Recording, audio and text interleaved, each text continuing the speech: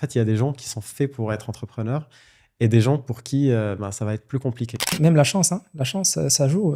Mm. Elle a un rôle qui n'est pas négligeable dans cette aventure. Il y avait vraiment tellement de hauts et de bas Ah oui. dans Meeting Class que ma femme me disait mais comment t'arrives à dormir avec tout ça? Et moi je lui racontais tout et je dormais. donc, en À la fait, fin, c'est elle qui dormait pas. Ah, bonjour Youssef, bonjour Ali, ça fait plaisir d'être là avec toi, plaisir partagé. avec nos amis aussi. Donc, on va discuter un peu de business. Notamment, tu as lancé la startup Meeting Class, tu as cofondé Meeting Class, une startup de soutien scolaire en France, qui a pu lever 3 millions d'euros il y a quelques années. Vous avez accompagné plus de 15 000 élèves et recruté plus de 10 000 profs. On aimerait bien en savoir plus. Avec plaisir. Alors, déjà, présente-toi. Je me présente un peu mon parcours. Voilà, un peu. Ouais. Oui, donc un parcours classique d'ingénieur. Donc j'ai fait des classes préparatoires. Donc je suis arrivé en France déjà à 17 ans. Donc j'ai fait tout mon parcours au Maroc dans une école marocaine classique. Et donc classe préparatoire, école d'ingénieur à Paris. Et ensuite, je suis devenu consultant. Donc j'ai travaillé en tant que consultant à peu près 3 ans. Et j'ai lancé Meeting Class en 2017. Voilà, donc là, ça fait à peu près 8 ans que Meeting Class est lancé. Voilà, donc en résumé, ma vie avant Meeting Class. D'accord, ok. Et j'aimerais bien connaître un peu les débuts de Meeting Class. La période avant où tu as eu l'idée. Comment tu as eu l'idée? Pourquoi? Est-ce que tu avais des projets en tête? Est-ce que tu voulais lancer une start-up? Voilà, raconte-moi un peu. Mais en fait, quand tu veux lancer un projet, le mieux, c'est de commencer par quelque chose que tu sais faire, que tu aimes faire. Et donc, moi, j'avais déjà des élèves. Je donnais déjà des cours particuliers à ce moment-là et je savais que je voulais lancer un projet. Et en fait, j'ai senti qu'il y avait un vrai besoin. Le jour où une maman m'avait appelé au téléphone, elle m'a dit « Bonjour Youssef, je sais que tu as fait une bonne école d'ingénieur, que tu as aidé une centaine d'élèves à réussir, mais je n'ai pas les moyens de payer un cours de soutien scolaire avec toi. Donc, qu'est-ce que tu me conseilles ?» Moi, j'ai proposé de partager le prix du cours en 2. La maman était contente. Elle m'a proposé de le partager en 3. Elle a trouvé un 3e élève et puis j'ai accepté. Donc, tu as commencé vraiment, tu as eu l'idée en résolvant un problème dans ta vie quotidienne. Donc, tu as vu le problème devant toi, la maman qui trouve que les cours sont assez chers, et tu lui as proposé de régler ce problème en partageant le cours. C'est comme ça que tu as eu l'idée Voilà, donc au début, Meeting Class, c'était des cours en groupe, moins cher, et c'était justement cette maman-là. Mais là, c'est, disons, l'idée, c'est pas le projet, c'est que l'idée. Le projet, c'est un moment où j'ai mis une annonce sur Le Bon Coin. Je suis allé sur Le Bon Coin, j'ai dit que je proposais un cours à 4 élèves maximum et que ça coûtait 15 € l'heure. Et à l'époque, les gens, ils m'appelaient, ils me disaient c'est quoi l'arnaque? C'est impossible que quelqu'un qui ait fait Centrale, qui ait vraiment ce profil-là, qui soit à 15 € l'heure. Et moi, je leur dis vous avez juste pas lu jusqu'au bout l'annonce sur Le Bon Coin. En fait, vous êtes 4 élèves. Donc à 4, c'est acceptable. Et ils étaient très contents. Et j'ai dû avoir avec une annonce Le Bon Coin près d'une centaine d'appels et une quarantaine d'élèves qui se sont inscrits dans des cours avec moi. Donc au début, c'était moi qui donnais à peu près 20 heures de cours par semaine au tout début de Meeting Class. Tu as été le premier prof de Meeting Class. J'ai été le premier prof de Meeting Class. Okay. Et j'ai recruté une dizaine de profs directement en leur parlant dans un café, un peu comme on fait toi et moi maintenant. Okay. Et du coup, c'est comme ça que je les ai convaincus. Et en fait, ce qui était beau, c'est que la plupart des profs étaient d'accord avec moi sur le constat qu'un cours en petit groupe, ça fonctionnait parfois mieux qu'un cours individuel. Donc, l'idée, quand un élève comprenait quelque chose, il l'expliquait à ses camarades et tout le monde comprend mieux. Ouais. Quand on donne l'information à quelqu'un qui a le même âge, c'est pas comme si c'est un prof qui est plus âgé. Ouais. Et en plus, quand il y a cet effet de groupe, les élèves, ils sont pas stressés, il y a du soft skills. Et ils se motivent un peu entre eux. Ils se motivent, ils se poussent vers le haut. Et il n'y a pas que des hard skills, il n'y a pas que des maths, que du français. Il y a aussi je prends la parole dans un groupe, j'ose demander de l'aide à mon copain, j'aide quelqu'un. Donc les élèves ont aussi de la pédagogie entre eux. Et c'est quelque chose de magnifique. Moi, je trouve que l'objectif de l'éducation, c'est pas juste d'avoir des gens qui savent des choses, mais c'est aussi d'avoir des choses, de savoir transmettre ces choses-là. Et donc, dans des cours en groupe, on a des élèves qui vont apprendre plus que juste le contenu du cours. Ok, d'accord. On voudrait savoir un peu plus sur avant la création de cette startup, parce que pour présenter la chaîne un peu à nos amis, on va parler surtout de business et on va essayer de de vous donner un maximum de valeur. Donc, si vous voulez lancer une startup, si vous voulez vous lancer dans le business en général, donc on va essayer de parler de tout ça. Et n'hésitez pas à nous poser des questions si vous voulez. Comme ça, on y répondra dans les prochains podcasts. Voilà, donc avant de lancer Meeting Class, Youssef, est-ce que tu pensais déjà à te lancer dans l'entrepreneuriat?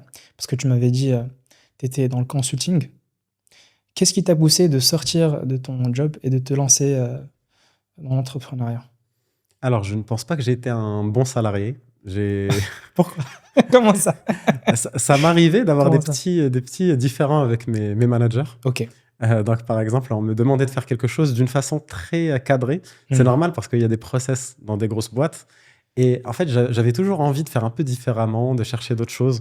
Bon, ça, c'est un peu la crise de notre génération, finalement, de vouloir trop de nouveautés. Ouais. Et donc, bon, il y a des avantages et des inconvénients, évidemment. Et du coup, à un moment, je me disais que j'aimerais vraiment avoir mon projet.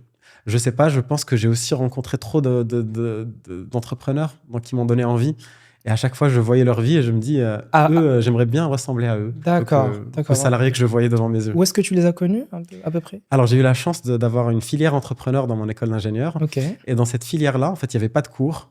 Il y avait vraiment que des anciens entrepreneurs qui venaient nous raconter leurs histoires. Un peu comme on le fait aujourd'hui. Mais chaque jour, c'était un entrepreneur différent. Et chaque jour, il nous parlait d'un sujet. Donc, par exemple, il y avait le cours business plan. D'ailleurs, on pourrait faire un peu le même plan pour nos podcasts. Oui. Donc, le cours business plan, il y avait vraiment un entrepreneur qui nous parlait de comment il avait fait son business plan et il nous racontait tout l'intérêt d'avoir un business plan. Quand on parlait de trésorerie, il y avait quelqu'un qui nous racontait toutes ses aventures avec sa trésorerie. Il n'y a pas un entrepreneur qui n'a pas des aventures magnifiques avec sa trésorerie. Et donc, on avait toute une histoire avec ce thème trésorerie, avec des apprentissages sur la trésorerie. Et on avait ça vraiment sur tous les thèmes, sur comment recruter, comment choisir son associé, comment... Et on avait comme ça tous les jours des entrepreneurs différents et ça donnait vraiment envie. Donc moi, personnellement, ça m'a beaucoup aidé dans ce parcours-là. Mais avant ça, t'avais déjà l'idée? Parce que quand on voit maintenant de nos jours des entrepreneurs à succès et quand on leur parle, quand ils se présentent, ils disent la majorité, mais beaucoup d'entre eux, à moi, dès mon jeune âge, j'avais cette flamme d'entrepreneuriat, je vendais des trucs à l'école, à gauche, à droite. Est-ce que c'était ton cas toi aussi? Alors, on peut pas dire que je viens d'une famille d'entrepreneurs parce que mes deux parents sont fonctionnaires, donc pas du tout dans le mood entrepreneuriat. Bon, j'ai dit une fois à ma mère que je voulais être épicier. Donc, quand elle me posait la question de ce que tu veux être quand tu vas être grand, j'ai dit épicier. Donc, c'est peut-être la traduction d'entrepreneur en langage T'avais quel âge enfant. À peu près? 5-6 ans. Ok, ça marche. À ces eaux-là, c'est comme ça peut-être que j'appréciais ce métier d'épicier, donc, de commerçant finalement. Et puis, en grandissant, je pense que oui, j'ai eu quand même quelques expériences en tant qu'adolescent.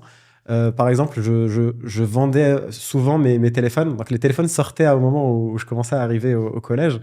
Les tout premiers téléphones, les Nokia 3310, les noirs et blancs. Voilà. Ouais. Et en fait, à chaque fois, j'arrivais à faire des reprises en ayant le téléphone un téléphone un peu plus cher, sans forcément payer beaucoup. Donc, en fait, je faisais des reprises, je vendais mon téléphone, j'en rachetais un autre, puis je revendais, puis j'en rachetais. Et je me suis retrouvé au lycée avec le meilleur téléphone de l'époque. Et tout le monde trouvait ça wow. J'étais pas dans un quartier forcément très riche. Donc les gens, ils disaient, mais t'as d'où ce téléphone? Alors que j'avais pas énormément d'argent de poche finalement. Et c'était principalement avec du mini-business. Donc, c'était pas forcément du business. On va pas dire que j'ai fait une fortune avec, avec mes ventes et reventes, mais au moins, j'en ai profité pour avoir un bon téléphone. Ok. D'accord, je vois. Donc, tu avais quand même cette idée que le fait de gagner de l'argent n'était pas directement lié lié à l'emploi ou aux études, etc. Mais plutôt, il y avait une autre issue quand même. C'était pas évident quand même. Je pense que, comme tout le monde, on nous dirigeait vers le salariat. Donc, il fallait faire les options qui recrutaient. Il fallait faire prépa, ingénieur, tout ça. Donc, j'ai suivi un peu ce parcours classique. Mais en même temps, oui, quand je vendais des trucs, j'étais super content. Voilà. Donc, il y avait cette fibre commerciale plus qu'entrepreneuriale. D'accord. Ok, je comprends. Ok, ça marche.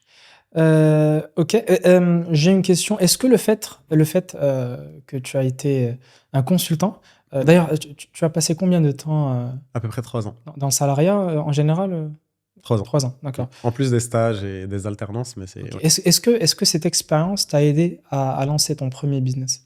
Bien sûr, j'ai vu déjà ce qu'il fallait pas faire dans le management. Donc, je pense que j'ai eu une expérience radicale qui m'a montré qu'il faut donner vraiment trop de confiance. Il faut faire confiance à ses salariés pour qu'ils donnent le meilleur d'eux. Et plus on les cadre, plus en fait on va les habituer à venir nous demander de corriger ce qu'ils font. Donc, personnellement, dans le management, ça m'a beaucoup aidé. J'ai vu un boss qui faisait bien, j'ai vu un boss qui faisait moins bien et j'ai compris qu'il faut faire comme celui qui faisait bien. Donc déjà dans les relations, ça c'était important. Ensuite, dans la rigueur, dans le fait qu'on devait vraiment... parfois on a des deadlines, on travaille dans le stress. Donc tout ça, ça aide vraiment à avoir de bonnes habitudes. J'ai eu par exemple une expérience en tant que salarié où je devais travailler avec des développeurs. Et typiquement, Meeting Class, je l'ai co-créé avec un développeur. On était... Donc, il y a des moments où on était 5-6 développeurs dans l'équipe, donc c'était important de savoir bien travailler avec les développeurs. Vous étiez deux à fonder Meeting Class? On était deux Ok. cofondateurs, oui. Ok. Et du coup, dans mes expériences, j'ai déjà essayé de forcer, entre guillemets, des développeurs à faire des choses, et j'ai compris que ça fonctionnait absolument pas. En fait, il faut demander son besoin, expliquer son besoin au développeur et le laisser lui proposer des solutions. Quand on arrivait avec une solution trop construite, ils aiment pas. Donc, je pense qu'il y a un problème d'ego. Et ensuite, en fait, ils nous disent que ça fonctionne pas, tout simplement parce qu'on n'a pas cette habitude-là, on connaît pas les vrais problèmes de développement. Et du coup, je me suis déjà fait un peu, disons, recadrer par des développeurs dans des réunions en tant que consultant, quand je leur disais, voilà, il faut que vous fassiez ça, ça, ça et ça. Ils me regardaient comme ça en mode, mais de quoi tu parles? Reste dans ton métier, fais-nous Laisse-nous une faire. proposition métier. Mais exactement. Et ça m'avait vraiment beaucoup aidé. Et ça m'a surtout aidé de choisir un cofondateur qui soit développeur et le laisser faire. Moi, vraiment, j'étais dans la partie métier, business, et c'était à lui d'imaginer ses solutions. Et du coup, il y avait vraiment cette séparation des pouvoirs qui fait qu'on ne s'empiétait pas l'un sur l'autre. D'accord, ok, intéressant. C'est intéressant parce que il y en a beaucoup qui choisissent leur associé juste parce qu'ils aiment bien la personne. Et ils ne réfléchissent pas ou ils ne pensent pas à ce côté euh, pour optimiser cette démarche. C'est-à-dire que je dois choisir un associé qui me complète. Mm. Tu vois, on est complémentaires pour pouvoir finalement faire une bonne structure. C'est vrai que moi, je savais que je voulais un CTO avant de rencontrer mon associé.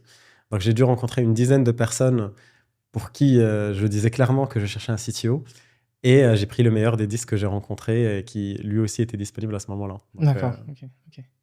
Est-ce que Meeting Class a été ta première startup ou ton premier business? bon, disons que c'est le premier business sérieux, mais non, j'ai fait des tentatives avant, un peu comme tout le monde. Donc, typiquement, en sortie d'école, j'avais monté ce que j'appelais une entreprise sociale. À l'époque, c'était la mode. Là, on n'en parle plus trop. Mais à l'époque, on cherchait un peu du sens. Donc, on était un peu dans ce vibe à l'époque qui était très à la mode. Et donc, elle s'appelait Do Are In. Certaines personnes se reconnaîtront qui ont été bénévoles là-dedans. Mais on a vite compris que c'était plus une organisation à but non lucratif. Donc, on a transformé. En fait, on emmenait des stagiaires dans des villages paumés au Maroc. Donc, on aidait les habitants du village à, par exemple, avoir des coopératives, à créer de la valeur finalement dans des villages. Et on faisait payer les stagiaires pour être logés et nourris. Donc le business plan, on voit bien que c'était plutôt un non-profit. On a quand même trouvé des gens, une cinquantaine de personnes qui ont accepté cette offre-là. Mais on a compris que voilà, c'était pas forcément un besoin pour lequel les gens étaient prêts à payer. Et les marges étaient très petites. Donc c'est devenu une association à but non lucratif. Et au moment justement où c'est devenu une association à but non lucratif, il y a eu beaucoup plus de bénévoles, il y a eu beaucoup plus de financement. Donc c'était beaucoup plus sympa. Mais du coup, quand c'est devenu une association, c'est là où je suis devenu consultant. D'accord, ok. Mais j'ai appris, s'il y a vraiment une leçon de cette première expérience, c'est soit on fait du social, soit on fait du business. Pas les deux. On fait pas les deux en même temps. Ça devient un mélange bizarre et c'est comme si on disait aux gens on a un business sympa, s'il vous plaît, achetez notre produit. C'est un peu comme, tu sais, au Maroc, les vendeurs de Kleenex qui viennent et tu sais pas si c'est des mendiants ou des vendeurs.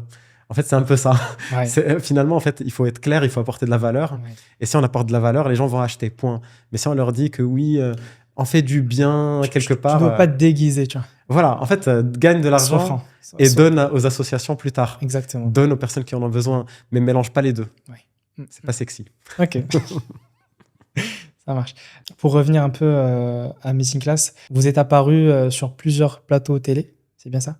Sur M6, d'ailleurs sur l'émission Qui veut être mon associé. Raconte-nous un peu ton expérience. C'est vrai que c'était une très belle expérience parce que sur Qui veut être mon associé, je pense qu'on a été les premiers à refuser un investissement des jurys qui étaient là. Vous l'avez refusé, carrément. Il y avait 2 jurys qui nous avaient proposé d'investir 300 000 euros chacun. C'était quoi votre offre à la base? C'était 5% de Meeting Class pour 300 000 euros. Mhm. Et il y a eu deux personnes.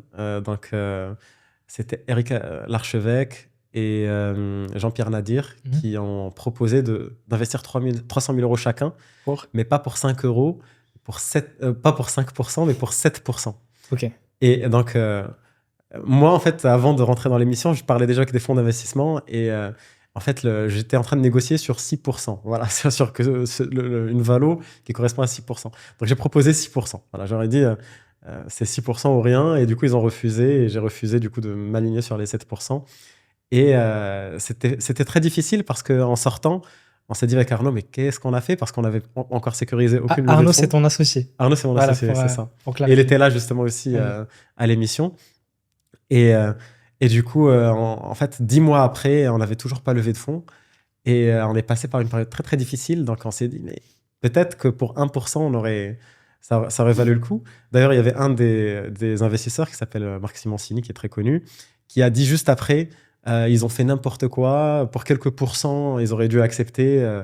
Les pourcents, c'est pas important. Et moi, j'avais fait une petite réponse quand il a publié cette vidéo. J'ai dit, mais les pourcents, ils comptent pas des deux côtés. En fait, pour vous aussi, si vous êtes motivé par le projet, ça compte pas non plus. Et ce qui est beau, c'est que c'était pas l'objectif, mais ça a généré beaucoup de vues. Je pense qu'en cumulé, on a fait plus de 5 millions de vues sur TikTok. D'accord. Et sur ces vidéos-là. Les gens aiment bien ce genre de clash. Voilà, il y avait la moitié des gens qui disaient Youssef avait raison et l'autre moitié qui disaient non, c'est Marc qui a raison, il a fait n'importe quoi, il va le regretter toute sa vie. La question, est-ce qu'aujourd'hui, tu regrettes ton choix? Évidemment qu'aujourd'hui, je le regrette plus parce qu'on a fait mieux. Finalement, comme tu disais au début, on a levé au total 3 millions d'euros.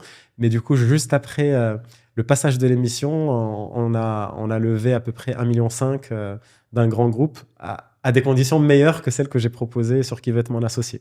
Donc clairement, l'histoire a fait que c'était le bon choix. Il fallait dire non à ce moment-là. Mais on ne le savait pas sur place. Et je pense que ce qui est bien, c'est d'avoir des décisions fermes. Et si ça ne se passe pas comme prévu, ne pas du tout regretter. Donc clairement, je pense qu'il y a plein de choses en tant qu'entrepreneur qu'on va laisser filer parce qu'on a des convictions, on a des décisions à prendre et parfois il faut sacrifier quelque chose pour prendre une décision. Absolument, absolument. Je suis totalement d'accord. Oui. Tu m'as fait penser à la tendance actuelle de l'entrepreneuriat, justement, où on le market comme étant un truc assez simple, assez facile. C'est l'option facile, surtout pour les jeunes. Il y a beaucoup de personnes qui commencent à parler d'entrepreneuriat, qui lancent des services et qui veulent vendre leurs services à travers la création de contenu. Et du coup, ils font véhiculer une image de l'entrepreneuriat qui est assez facile. Et du coup, qu'est-ce que tu peux nous dire à ce sujet-là? Est-ce que c'est si facile? Est-ce que c'est au contraire beaucoup plus difficile et que les personnes ne devraient pas se lancer? C'est une très bonne question parce que c'est vrai qu'on voit beaucoup de formations d'entrepreneuriat, tout ça, qui disent tu passes de 0 à 10 000 euros en 2 mois, je sais pas quoi. En fait, ils disent pas des choses impossibles. Finalement, ça arrive. Mais ce que je peux dire, c'est que c'est pas qu'avec une formation qu'on y arrive. C'est-à-dire que c'est pas facile, ce n'est pas difficile, mais il y a tellement de choses qu'on ne maîtrise pas dans ce chemin-là qu'il faut être humble quand on y arrive et qu'on se dise, voilà, c'est pas forcément que moi. Mais il y a eu énormément de trucs qui existent dans le monde qui ont fait que ça a fonctionné comme ça. Et cette humilité, je pense que les formateurs doivent en prendre un peu compte et arrêter de vendre du rêve à tout le monde. Et je pense qu'il y a aussi quelque chose de très important, c'est le caractère de la personne. En fait, il y a des gens qui sont faits pour être entrepreneurs et des gens pour qui ça va être plus compliqué. Typiquement, quelqu'un d'anxieux de nature ne peut pas être entrepreneur parce que sinon, il va arrêter de dormir. Bon, c'est possible s'il sacrifie toutes ses nuits. Voilà. Ouais, parce que voilà, dans l'entrepreneuriat, il y a beaucoup de choses. Il y a des risques, il y a beaucoup de risques, il y a beaucoup de stress. C'est pas facile. C'est vraiment... Je me rappelle, parfois, il y avait vraiment tellement de hauts et de bas Oui. dans Meeting Class que ma femme me disait, mais comment t'arrives à dormir avec tout ça? Et moi, je lui racontais tout et je dormais. donc, à la fin, c'est elle qui dormait pas. Bon, j'ai arrêté de lui raconter tout ce qui fait peur parce qu'à un moment, je sentais qu'elle avait pas forcément le même caractère que moi. Mais je pense que quelqu'un d'anxieux, ça lui fait très mal, en fait, de vivre ses hauts et ses bas. Et ça, il faut vraiment en prendre conscience. Quand on est salarié, il n'y a pas d'anxiété, en fait. Surtout en CDI, voilà, on a notre salaire à la fin du mois. Si on est malade, il y a l'assurance maladie qui prend le relais. Si on a des difficultés, on peut toujours trouver des solutions. Mais surtout en France, il y a le chômage si on est viré. Donc, on sent vraiment qu'il y a une protection un peu partout qui fait que l'anxiété, elle baisse. Et si quelqu'un souffre d'anxiété, je conseille fermement d'être en CDI. Par contre, si quelqu'un aime l'aventure, quand il tombe, il se relève, c'est pas mal d'essayer d'entreprendre parce que de toute façon, il va pas trop tomber quand il sera en CDI et ça peut lui manquer un peu. Donc si quelqu'un souffre en CDI et qu'en même temps, il se dit c'est le moment de se lancer, eh ben, il peut tenter. Après, j'aurais dit le meilleur plan quand on est en CDI, c'est d'essayer de lancer quelque chose en parallèle en utilisant les soirées et week-ends, le temps de, disons, se rassurer. Se rassurer. Parce qu'il n'y a pas plus dur que de vivre cette situation où les gens ils savent pas ce qu'on fait.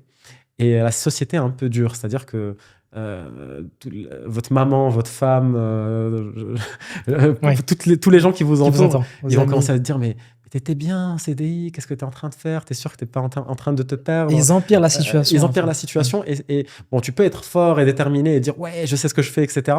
Mais au fond, ça travaille.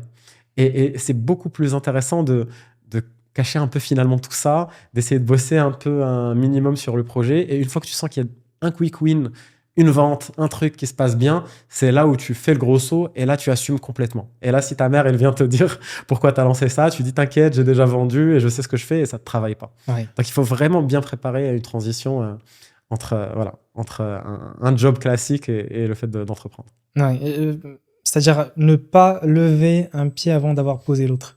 Exactement. Ouais. Ne pas se retrouver dans le vide. Ouais. Et c'est vrai que ça dépend beaucoup du caractère de la personne. Parce que, par exemple, là, tu as donné l'exemple des formateurs.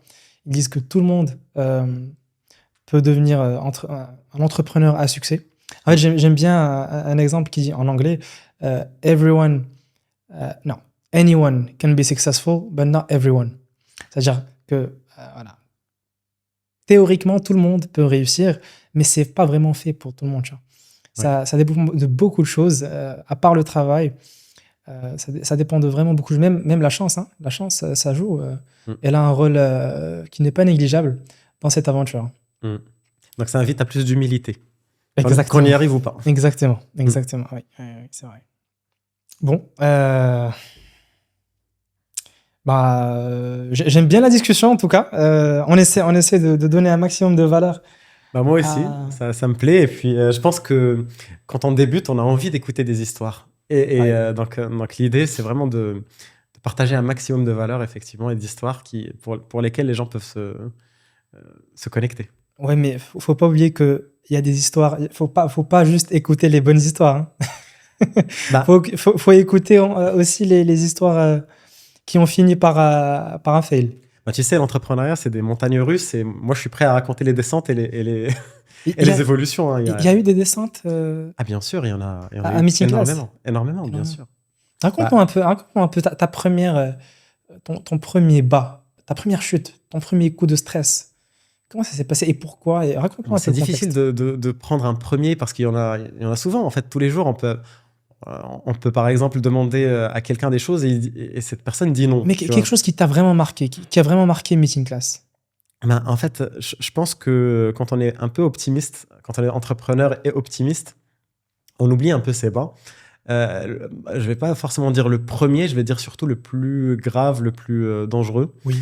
C'est au moment où, en fait, notre actionnaire du coup principal devait investir chez nous 1 million supplémentaire. Donc, on avait levé 1,5 million et on avait convenu de lever 1 million supplémentaire. Mais ça s'est pas passé comme prévu parce que notre actionnaire a été vendu. Donc, la boîte qui détenait notre actionnaire a vendu la boîte qui a investi chez nous. D'accord. Et du coup, dans ce process de vente-là, tout a été gelé, tous les investissements ont été gelés. Donc, on n'a pas pu bénéficier de cet investissement-là. Mais quelques semaines avant, nous, on investissait beaucoup. On était proche du zéro parce qu'on savait qu'il y avait de l'argent qui allait rentrer. Ah oui. Et du jour au lendemain, on se retrouve sans argent avec 15 personnes dans l'équipe. Voilà. Donc, on avait 2 mois devant nous avant de mourir. Quand vous avez fait cette levée, vous pensiez que vous alliez lever 1 autre million après combien de...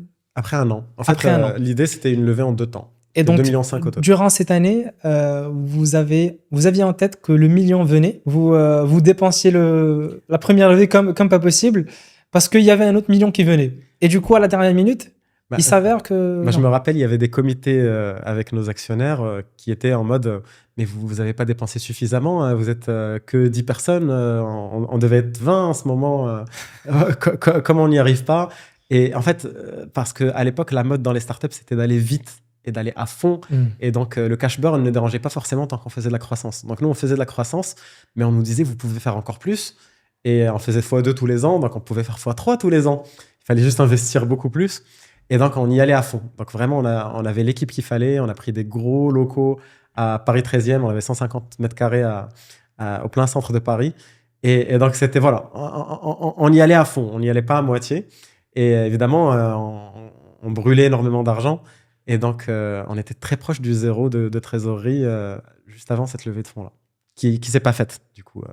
On a su à la dernière minute, finalement, que ça ne se faisait pas. Et donc, c'était très difficile. Comment tu t'en es sorti à ce moment-là? Déjà, la première chose, c'est que j'ai essayé évidemment de discuter avec l'actionnaire. Donc, l'actionnaire m'a expliqué que c'était pas possible. Voilà, donc j'ai compris le truc. C'était pas son choix. Et donc, je pense qu'à ce moment-là, on a vraiment pris conscience que, en fait, le choix de nos salariés était important. Parce que là, on devait expliquer à nos salariés ce qui se passait. Et beaucoup de salariés devaient partir, parce que s'ils partaient pas, on mourait, on pouvait pas payer leur salaire. Et c'est là où je me suis rendu compte que, Dieu merci, j'avais de très bons salariés qui ont tous été très compréhensifs. Je me rappelle de cette réunion où j'ai raconté un peu la problématique à tout le monde. Et les gens, ils ont commencé à proposer des solutions un peu d'eux-mêmes. Donc, disons que ceux qui pouvaient partir sont partis un peu tout seuls. Et ceux qui ne pouvaient pas, on a trouvé des solutions. Donc, ils avaient compris qu'ils devaient se sacrifier. En fait, c'est finalement... moi, j'ai été content parce que tous ceux qui sont partis, ils ont trouvé mieux. Donc, il y a même une personne qui a doublé son salaire quand elle a quitté Meeting Class. Elle a trouvé quelque chose de magnifique. Donc, ils sont tous montés en compétences dans leur aventure Meeting Class. Et du coup, c'était bien. Mais effectivement, ce passage-là, il y a beaucoup de gens qui ont pris des sacrifices et qui ont accepté de partir, voire même qui ont proposé de partir avant même que je leur propose. Et je ne leur oublierai jamais. Donc, c'est quelque chose qui m'a vraiment fait plaisir. On est passé du coup de 15 personnes à 5 personnes, donc 10 personnes qui devaient partir. Et je pense qu'il y a eu aucune grosse difficulté, à part 1 ou 2 personnes qui avaient vraiment des difficultés à partir. Donc, ils sont restés un peu le maximum du temps jusqu'à ce qu'ils aient trouvé mieux et que ça a pu fonctionner. Mais voilà, j'avais une équipe tellement formidable que ça s'est très bien passé. Ok. Et cette perte de salariés, si on veut appeler ça comme ça, est-ce que ça a impacté la performance de Meeting Class? C'était pas qu'une perte de salariés. Hein. Quand je dis qu'on devait sauver la boîte, nous, on pensait vraiment qu'on allait faire faillite. Hein, la perte de salariés était parmi les solutions. Voilà, on a aussi augmenté nos prix du jour au lendemain. On a préparé une augmentation de prix. Donc, on a doublé finalement nos marges, donc notre chiffre d'affaires du jour au lendemain. Finalement, c'était un mal pour un bien parce que quand on a doublé nos prix, les gens, ils sont restés. Donc, finalement, quand on a trop de fonds, qu'il y a trop d'investissements, en gros, c'est pas forcément sain économiquement à long terme. Donc là, ça nous a permis d'avoir un modèle économique plus sain. On a fait plein de projets parce qu'avant, on permettait aux gens de s'inscrire sans payer dans des cours et on payait que après. Donc là, on a corrigé ces problèmes-là qui finalement venaient du fait qu'on avait trop de fonds. On voulait plutôt avoir de la croissance que de la marge. Okay. Donc, on permettait des absences, on permettait plein de choses dans nos cours qui, évidemment, aucun de nos concurrents ne permettait. Donc, on s'est approché de nos concurrents parce que nos concurrents sont beaucoup plus rigoureux que nous. Okay. On s'est approché d'eux un minimum avec du bon sens. Mais voilà, il y avait plein de choses. On a restructuré partout. On a automatisé beaucoup de choses dans la gestion. Ce qui a fait que même en perdant ces gens-là, on n'a pas forcément perdu des process importants qui gardaient Meeting Class. On a surtout simplifié énormément et c'était quand même un mal pour un bien. Donc, on avait on a pu repartir finalement sur de bonnes bases. Et donc, la solution qu'on a finalement décidé en partenariat avec notre actionnaire qui du coup a fait ce qu'il faut pour le permettre, c'est qu'on a levé des fonds avec des business angels, dont des investisseurs historiques, donc des personnes qui ont investi dans Meeting Class au tout début. Et donc, c'est pas le même investissement, donc c'était un investissement plus petit, mais vu qu'on a restructuré, ça a suffi pour pouvoir repartir. D'accord. Donc, vous vous êtes plus recentré sur le produit, recentré sur le fait que vous deviez être plus rentable. Donc, comme tu as dit, vous avez doublé vos marges, etc. Et on n'avait plus aucune dépense inutile. Voilà, on a vraiment, même les locaux de Paris sont partis. Donc, Ouais. donc, on a vraiment enlevé toutes les dépenses inutiles. On a gardé et on a optimisé nos revenus. Et on s'est rapproché de l'équilibre presque tout de suite. Et ça, c'était un peu un miracle parce qu'avant, on brûlait 100 000 euros par mois. Et du jour au lendemain, on devait brûler zéro. Et ça, c'était un énorme défi.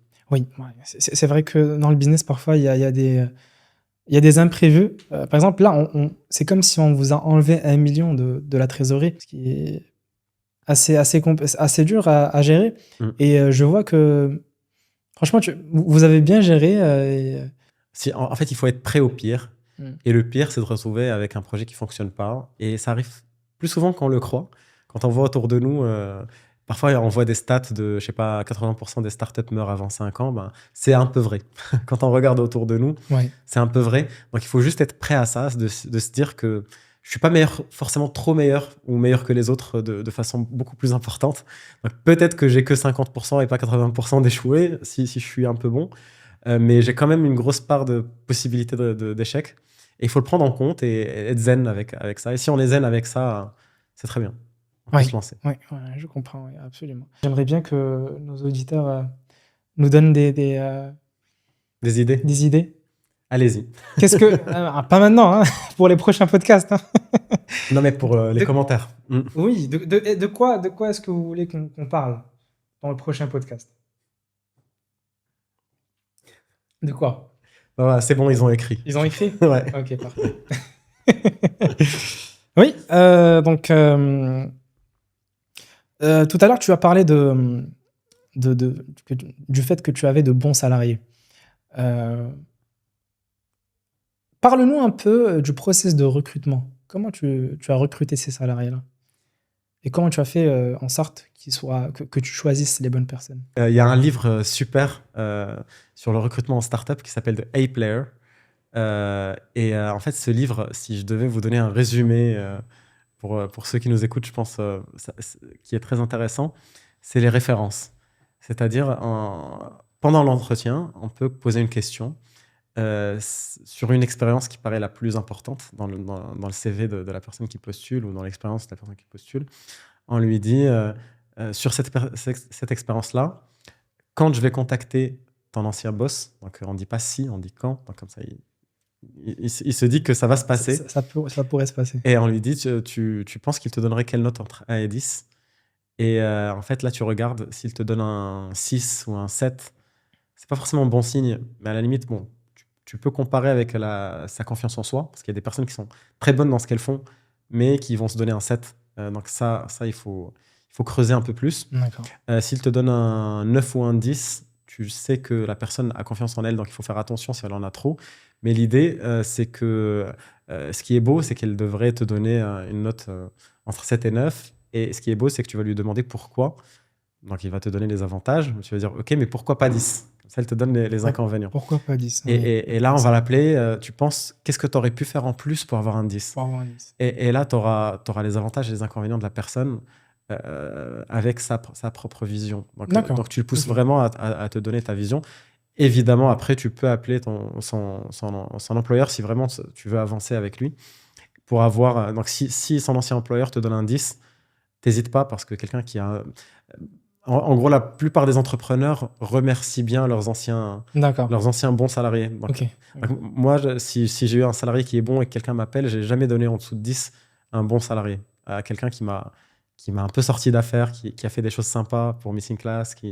Genre, le minimum pour le remercier, c'est de lui donner un 10. D'accord. Et donc, c'est un peu tous les entrepreneurs qui pensent pareil, à peu près. Et donc, j'ai souvent des 10 quand c'est des bons, et c'est là où je les prends. Après, bon, tu peux avoir un 9 si tu tombes sur un entrepreneur un peu avare, Ouais. mais voilà, tu connais en tout cas les avantages et les inconvénients de la personne. Parle-moi un peu de la vision, enfin, comment dire, du mindset derrière le choix d'un employé. Qu'est-ce que tu vises chez un employé? Bah déjà, il faut savoir ce qu'il doit faire. Si tu sais pas à l'avance ce qu'il doit faire, ça sert à rien de le prendre. En fait, la fiche de poste est plus importante que la personne au début. Parce que si tu sais pas ce qu'il va faire, ben, tu prends tes amis. Je veux dire, ça c'est les associés. Tes associés, tu peux à la limite ne pas savoir parce que vous savez que vous allez être 100% sur le boulot et du coup, vous allez un peu vous trouver les tâches à faire. Mais quand tu as un employé, ben, tu dois avoir exactement les tâches à faire, les connaître. Et le mieux, c'est que tu les aies toi-même fait. En fait, le mieux, c'est que tu délègues C'est sûr. ce que tu fais un peu tous les jours. J'aurais dit, au début de Meeting Class, par exemple, la chose que je faisais tous les jours, c'était de parler au téléphone avec les clients, donc le service client. Donc, les services clients me prenaient plusieurs heures par jour. Donc, c'était évident que c'était la première chose à déléguer, parce que comme ça, je me libère 3-4 heures par jour, et je peux passer à la chose suivante. Et plus je délègue quelque chose que je maîtrise, mieux elle va être faite. Donc, je vais être un bon manager, je vais être un bon accompagnateur, je vais dire à la personne ce qui fonctionne pas, et je serai crédible. C'est pas comme si moi j'ai jamais fait de marketing et que je recrute un stagiaire en marketing et je lui dis fais-nous le marketing, tu vois, genre j'aurais aucune crédibilité, je vais rien apprendre à cette personne, elle va rien apprendre de moi, alors que si je recrute quelqu'un qui fait du service client alors que j'en faisais 3 heures par jour, 4 heures par jour, bah, je vais être crédible et je vais savoir le noter, lui montrer ce qu'il faut faire. C'est vrai que c'est une erreur que font pas mal d'entrepreneurs qui débutent. En fait, ils ont une idée de business et ils commencent par recruter. En fait, ils commencent par recruter une équipe que chacun d'eux se chargera d'un département et ils commencent comme ça. Alors que non, il faut commencer petit, il faut commencer tout seul ou bien sûr à l'aide d'un associé, pas d'un employé, enfin voilà, pas de recruter un max d'employeurs. Un associé qui te complète, commencer le produit que tu vas vendre, ou le service, hein, et connaître par cœur les différents aspects de ton business. Et après, déléguer les tâches répétitives aux employés que tu vas recruter. Bah, c'est un peu la différence entre un associé et un employé finalement. C'est qu'un associé est capable de gérer des problèmes complexes, même s'il ne connaît pas la solution. Alors que si tu donnes ça à un employé, à moins que tu prennes un employé à 100K par mois, un employé très très très bon, c'est très compliqué et très rare de trouver quelqu'un qui est capable de gérer des problèmes très complexes. Les employés, on leur donne plutôt des problèmes simples ou des problèmes qui ont déjà été gérés. Donc on sait qu'ils y arriveront à la fin. Alors qu'un associé, on ne sait pas. En fait, il prend tout le risque sur son dos et si ça ne marche pas, ben, ça ne marche pas. Alors qu'un employé va faire quelque chose d'à peu près clair. D'accord, ok. J'ai une question. Qu'est-ce que tu cherches chez un employé? Est-ce que tu vois son côté humain derrière? Je pense qu'il y a quelque chose de très important, encore plus important. Bon, il y a deux choses. Il y a la compétence, évidemment, mais encore plus important que la compétence, c'est la gentillesse de cette personne. Donc, ça a l'air un peu naïf quand je dis gentil. La gentillesse. Mais oui, en fait, la chose que je regarde le plus, c'est est-ce que cette personne est gentille? Parce qu'en y réfléchissant, on va passer beaucoup de temps avec cette personne. Et en fait, si elle n'a pas cette gentillesse de dire oui, d'être serviable et d'être sympa, ben, en fait, c'est difficile tous les jours d'avoir des... tu demandes quelque chose, je dis non, mais j'ai pas envie, j'ai pas... En fait, tu sens que parfois, elle est avare de son temps, parfois, elle est avare de son énergie. Et ça, c'est le pire truc que tu peux avoir chez un salarié. Moi, je préfère quelqu'un qui soit un peu compétent et beaucoup gentil que quelqu'un de très compétent et méchant. Donc, Ok. clairement. Ok. Clairement. Donc, pour moi, deux trucs, compétent et gentil. Pour la compétence, c'est facile à tester, soit avec les références que je disais tout à l'heure. Les références, d'ailleurs, ça montre aussi la gentillesse, parce que si quelqu'un est gentil, on lui donne plus facilement l'indice que quelqu'un de moins serviable. Et donc, la compétence, il faut la vérifier avec des tests. Donc, si, par exemple, on veut un développeur, évidemment qu'il faut le tester avec un test de développement. Donc, j'ai jamais fait, c'est mon associé qui faisait, mais il faisait faire des tests de développement aux investisseurs. Pardon, aux salariés. Aux salariés.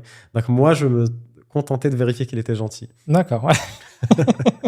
Tu t'occupais de l'aspect gentillesse. Exactement. Ok, ça marche. Pour les développeurs, après, pour les autres postes, Hmm. il y avait quand même de la compétence à vérifier. Tu vérifiais leur parcours scolaire? Ou Pas leur... trop. Non? Non. Je me rappelle. Les diplômes Pas du tout. Pas Oh. du tout. J'ai jamais regardé de diplôme de. J'ai jamais. Pourquoi? Parce qu'on est une start-up et du coup, on n'a pas besoin de diplôme. Genre, quelqu'un qui parle au téléphone au client, typiquement, une de nos meilleures conseillères clients n'avait pas le bac. Elle a travaillé dans le ménage avant, donc elle n'était pas du tout du secteur. Et elle était manager. C'était la manager de notre service client. Et en dessous d'elle, elle avait des stagiaires de l'EM Lyon, des meilleures écoles de commerce de France. Voilà. Et c'était elle qui les manageait et ça se passait très bien. Parce qu'elle savait ce qu'elle faisait, elle le faisait bien. Et pour moi, c'est suffisant. On n'a pas besoin de diplôme. Donc d'ailleurs, je pense que dans la majorité des startups, on ne va pas regarder ton diplôme. Donc le diplôme va être de moins en moins important dans les structures nouvelles qui montent. Là, on va vraiment avoir besoin d'un diplôme. C'est dans les grandes structures où on a envie d'avoir quelqu'un qui a finalement été vérifié par des classes prépa. Disons qu'il y a des entreprises qui veulent faire des économies sur la sélection. À la place d'aller sélectionner eux-mêmes, ils font confiance à l'école qui les a sélectionnés. Mais si tu as une tâche très spécifique, il n'y a pas de diplôme qui va par exemple, former les gens à cette tâche très spécifique. Là, sur Meeting Class, vous n'avez pas que le département service client. Vous avez aussi le marketing, le département sales, etc. Mais justement, quand tu parles de département, je pense que tu es dans une logique grand groupe. Donc les grands groupes, elles ont des départements. Elles aiment bien avoir des gens diplômés. Voilà. Okay. Mais nous, en fait, t'imagines, quand on était 10 personnes, on était 10 personnes dans un gros open space. On se regardait tous, on parlait tous, on faisait notre pause café tous ensemble. Donc, c'était pas forcément des départements. En fait, le service client, il était là, il prenait son café et il disait au développeur que tel client, il m'a dit tel truc. Et l'autre, il dit ah oui, oui. On le dit au CTO. Le CTO, il le met tout de suite en priorité pour développer parce qu'il y a 2-3 clients qui ont dit quelque chose au service client. Donc, vraiment, ça discute. Et quand je te décris comme ça les choses, tu sens que le diplôme, on s'en fout. En fait, personne ne sait comment un parent réagit si le prof est en retard. C'est pas un diplôme qui va t'apprendre à répondre à un parent en tant que personne en service client. Évidemment qu'on a eu des personnes qui ont été dans des écoles de service client, mais c'était des petites certifications qui prenaient quelques mois. Et ça, c'était bien parce qu'ils t'apprenaient à comment parler, respecter quelqu'un au téléphone. Ça, c'était bien. Mais une école de commerce, ça t'apprend pas ça. Hein. Okay. Du coup, finalement, pour nous, les diplômes, c'était pas forcément quelque chose d'intéressant. D'accord, ok, ça marche. Même pour les autres postes, c'est-à-dire à part le service client. C'est vrai que je généralise peut-être en disant les startups. Donc, dans notre startup, c'était pas du tout intéressant. Peut-être que si tu as une startup très technologique, ben, tu vas chercher des gens très pointus dans un domaine. Si tu as une boîte de BTP, ben, tu vas préférer quelqu'un qui a un diplôme de PTP que. D'accord.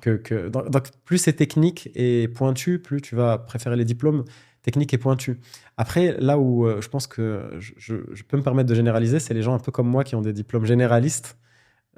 Ça ne sert pas à grand-chose. Donc, il y a une corrélation quand même entre le fait que ces personnes soient bonnes, vu qu'elles ont réussi un concours très sélectif. Donc, je pense qu'il y a un peu plus de chances que ça fonctionne avec ces gens-là qu'avec des gens qui n'ont pas de diplôme. Donc, ça doit être ça qui drive le recrutement des diplômés. C'est pas mon cas. Voilà, moi, je retestais de toute façon la personne. Donc, Juste pour être précis, on n'encourage personne à ne pas avoir un diplôme. Au contraire, hein, n'est-ce pas? Il faut essayer. Écoutez votre maman, écoutez votre papa. Exactement. Allez jusqu'au bout. On n'encourage personne à faire ça. On dit juste que aujourd'hui, pour une startup comme celle de Youssef, il n'est pas très pointilleux sur ce sujet-là. Regarde la compétence avant le diplôme. C'est bien ça. Et je généralise pas parce que typiquement, chez Meeting Class, on ne donnait pas des salaires de fou. Donc peut-être qu'il y a des gens qui ont fait des grandes écoles qui ont des salaires de fou dans d'autres domaines. D'accord. Et c'est peut-être leur objectif. Donc eux, le diplôme leur sera utile. Mais pour bosser dans une startup qui commence avec un salaire de cadre moyen, par exemple, ben, on s'en fout qu'il ait fait une très grande école, une école moyenne, tant qu'il est bon. Ok. Tu as parlé tout à l'heure des grands groupes, la différence entre les grands groupes et les startups. C'est quoi exactement la différence entre ces deux structures? Parce que les gens, quand ils entendent le mot startup, il y a le start, tu vois, et ils imaginent que l'entreprise vient de démarrer, alors que c'est pas le cas. C'est quoi la différence entre une startup et une entreprise normale? Déjà, il y a aussi bon, il y a beaucoup de définitions de startup. Ok. La définition que je préfère, c'est une entreprise qui n'a pas encore validé complètement son business model. Donc, le fait que ça peut encore pivoter, ça peut encore tester des choses, ça peut encore évoluer de façon rapide. Mais du coup, il y a aussi ce côté récent, ce côté que c'est pas trop vieux non plus. Bah, il y a des, il y a des, sta- Il y a des gens qui définissent une startup par le fait qu'elle soit faite après l'an 2000, par exemple. Donc, chacun C'est sa vrai, définition. il y a ces définitions-là? J'ai déjà vu quelque part, en fait, j'ai déjà vu des journalistes dire que Google n'est plus une startup parce que c'est 1999, ou avant, en tout cas les années 90, à vérifier l'information, alors que tout ce qui est après 2000, c'est encore une startup. Donc, chacun fait sa définition. Il y a pas elle n'est pas dans le dictionnaire, je pense, français, le mot startup. Mais en tout cas, c'est une entreprise qui va vite, qui change vite.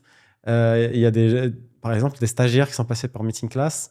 Ils sont partis 6 mois, ils sont revenus et ils nous ont dit waouh, tout a changé. Genre, la plateforme a changé, vous avez une nouvelle offre, en fait, ça va tellement vite que c'est très différent d'un grand groupe. Donc, on n'a pas forcément. Quand on recrute quelqu'un, on lui dit ta mission demain, ça va être ça. Mais dans 6 mois, ça va probablement être autre chose. Est-ce que tu es prêt à avoir des missions qui changent souvent? Et ça, c'est une grosse différence avec un grand groupe où on va avoir une mission définie qui va probablement rester comme ça jusqu'à recruter le remplaçant de cette personne. Donc les process évoluent plus vite et de façon plus inattendue que dans un grand groupe. D'accord, ok. Je comprends. Ça marche. Intéressant. Oui, comme tu as dit, il y a plusieurs définitions. Et